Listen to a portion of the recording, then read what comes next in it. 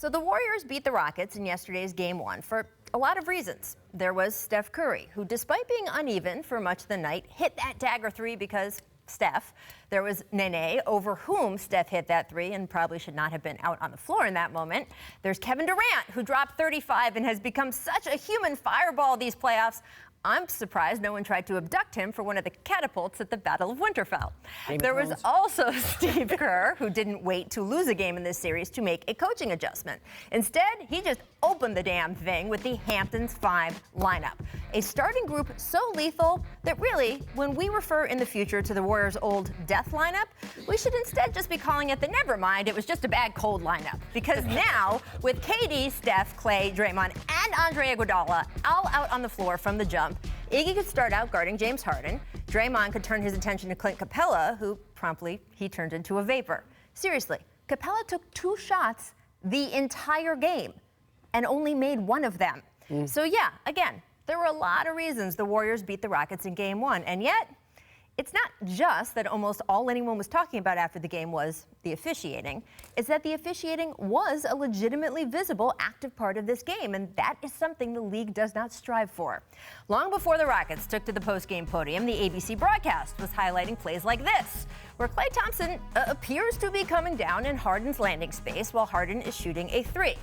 When it's called, invading the shooter's space like that isn't just a foul, but a flagrant foul, something the league has tried to really emphasize since, former Warrior Zaza Pachulia came down under Kawhi Leonard's feet during the 2017 playoffs. That incident not only knocked Kawhi out of the series, he never played a meaningful game for the Spurs again. And so when yesterday the same thing at least appeared to be happening, some people noticed, including other NBA players, on Twitter. Here's reigning Defensive Player of the Year, Rudy Gobert, noting that in the first round, he wasn't allowed to defend Harden the way the Warriors were. And here's Brooklyn's Jared Dudley, who said officials have been calling what Golden State was doing as fouls, quote, the whole season.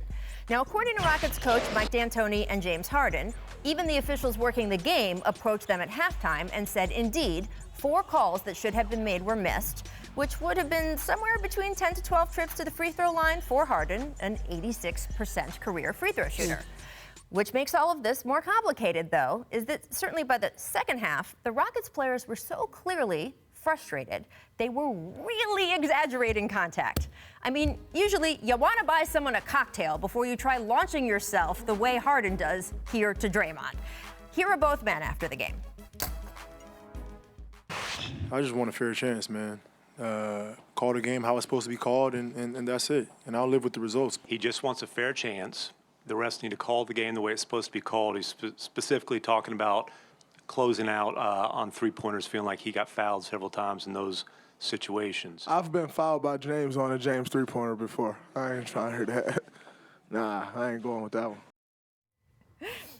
Now, earlier this afternoon, the NBA released its last 2 minutes report, which confirmed that no, Draymond did not foul Harden on that play, but that officials did miss 3 calls just in the last 2 minutes alone, all of which would have helped Houston. So there's something. Here's another. Late last night, The Athletic reported that the Rockets had met with league officials, presenting them analysis of the league's own officiating data that they believe shows the Warriors are getting favored treatment by referees. Here at ESPN, Zach Lowe and I have also obtained the Rockets analysis package. Basically, the Rockets took the league's 48-minute version of its last 2-minute report for games they played against Golden State, analyzed the missed calls that the league identified, but then assign their own point values to what they feel would have fairly come out of those incidents if they were called. So how did the NBA feel about this? Executive Vice President Mike Bass told me and Zach, quote, as we told the Rockets, we do not agree with their methodology. And indeed, as Zach and I looked at it, a lot of it is subjective. But regardless, it is now also part of the story, which is not what anyone wants during a series that should be its own fireball for the basketball going on the court. Not for everyone's opinion on the folks in the striped shirts standing nearby.